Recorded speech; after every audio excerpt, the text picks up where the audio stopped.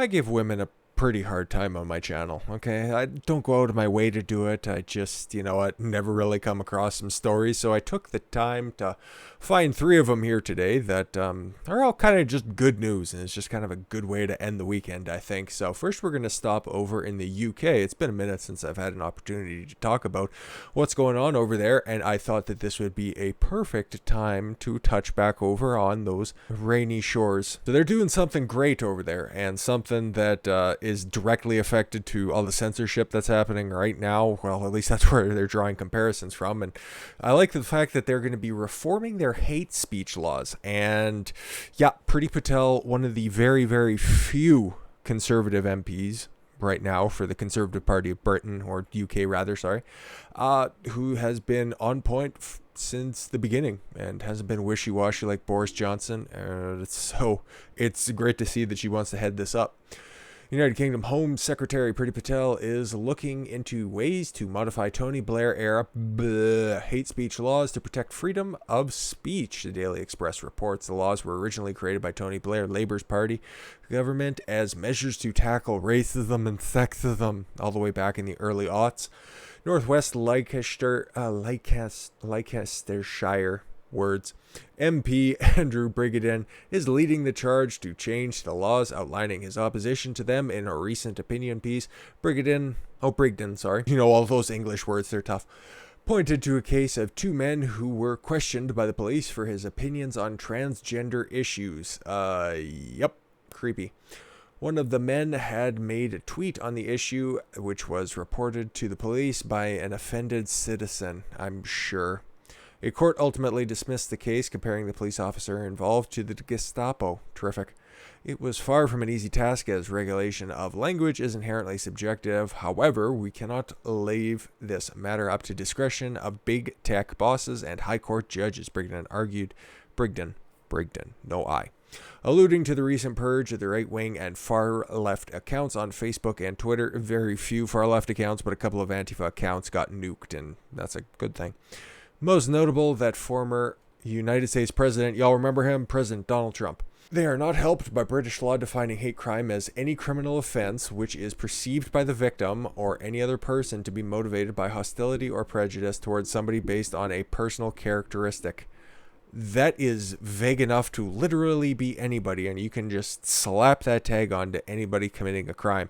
Okay, if you're beating the fuck out of somebody because, I don't know, they cut you off in traffic, okay, and it happens to be somebody of a different gender, whatever they identify as, or a different race than you, then automatically you can just throw that on there. Well, let's just take something completely ridiculous, okay? Take that exact same scenario, and a taller person beats up a smaller person. You can immediately charge the taller guy with a hate crime because he's beating on somebody who's smaller. Not even a midget. I'm just talking somebody who's like 5'6", and the person beating him up 6'2". You see how fucking stupid this is? It's just an extra way to punish people. And that's how vaguely it's written, so that's how vaguely it can be applied.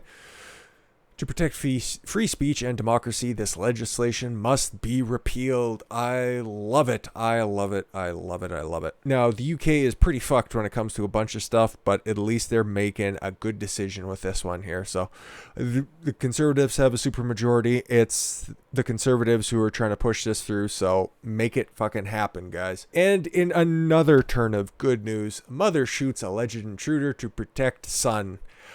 Sucks that this happened, but your Second Amendment rights are on great display here. A mother in Sugarland, Texas, shot an alleged home intruder Friday to protect herself and her 8-year-old son, ABC 13 reported. The mother and her son were at home alone when they heard strange noises around 5 a.m. The mother went downstairs to investigate and discovered an alleged intruder trying to enter through a window. She shot the suspect once, striking him in the chest and forcing him to flee. The alleged intruder was identified as a 21-year-old Santana Anthony Hudson, KHOU noted, and was captured a short distance from the home. After responding officers followed a blood trail. He was taken to hospital and listed in stable condition. Bravo for the woman, and next time have a shotgun handy so they don't have to worry about following a blood trail. But considering old Savior Biden wants to take away everybody's firearms. That's pretty much in his manifesto. He wants to get rid of all online sales of accessories and big scary guns. And he's also trumpeting the bankruptcy claim, which we need to get to after everything kind of shakes out of the NRA moving from New York potentially down to Texas. It's a weird scenario, but all in all, he just basically wants to get rid of firearms. So this right here is proof that they work and they are a great equalizer.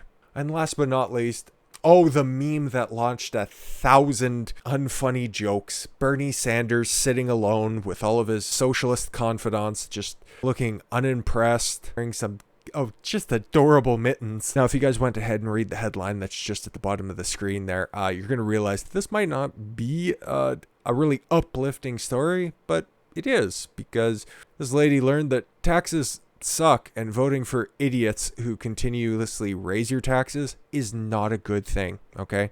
That it hurts small businesses, that it drives people to work for big corporations who can afford to pay these taxes and who can jump through loopholes in order to not pay those taxes.